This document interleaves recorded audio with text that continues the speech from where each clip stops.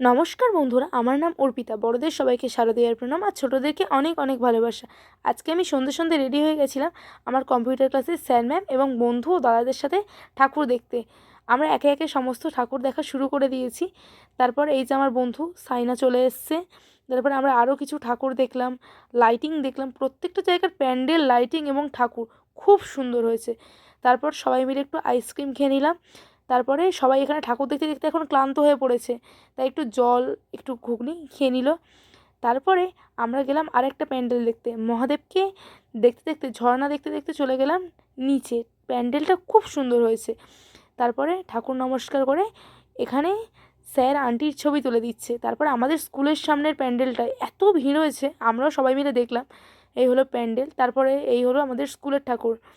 তারপরে সবাই মিলে আমরা একটু পাপড়ি চাট খেলাম। আরও অনেক ঠাকুর দেখেছি, সেগুলো আর নেওয়া হয়নি। তারপরে এই আমরা লাস্ট ঠাকুর দেখে বাড়ি চলে আসলাম। আজকে তবে আসি, দেখা হচ্ছে কাল।